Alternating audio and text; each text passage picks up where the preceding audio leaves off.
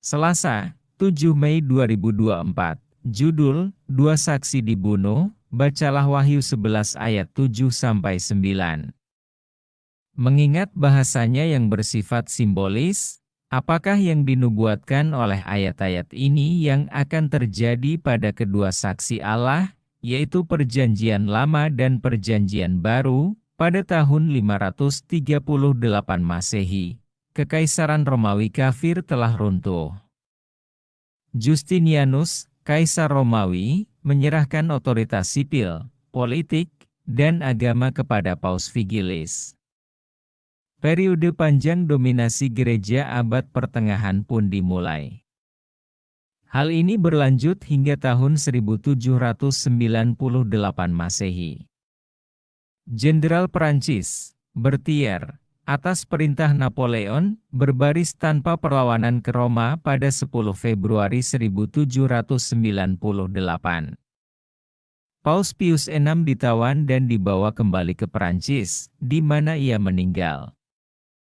Tanggal ini menandai akhir dari otoritas sekuler gereja Roma yang diprediksi secara nubuatan, yaitu 1260 hari atau tahun seperti yang digambarkan dalam kitab Daniel dan Wahyu. Lihat pelajaran kemarin.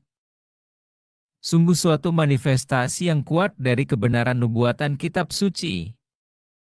Daniel, yang menulis lebih dari 500 tahun sebelum Masehi, dengan begitu akurat meramalkan peristiwa-peristiwa yang terjadi 2300 tahun kemudian. Kita memang dapat mempercayai nubuatan-nubuatan yang diberikan dalam kitab suci. Sementara itu, selama ini, kebenaran Injil tetap hidup melalui kesaksian firman. Namun, tantangan yang lebih besar lagi mengancam kebenaran Alkitabiah. Binatang yang naik dari jurang maut, iblis, berperang melawan kitab suci. Dia memulai serangan baru terhadap otoritas kitab suci melalui revolusi Perancis yang dimulai pada tahun 1789.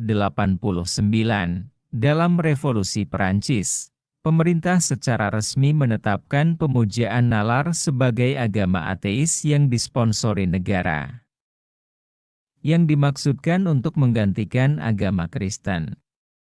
Sebuah festival nalar diselenggarakan secara nasional pada tanggal 10 November 1793. Gereja-gereja di seluruh Perancis diubah menjadi tempat pemujaan nalar, dan seorang wanita yang masih hidup dinobatkan sebagai Dewi Nalar. Kitab suci dibakar di jalanan.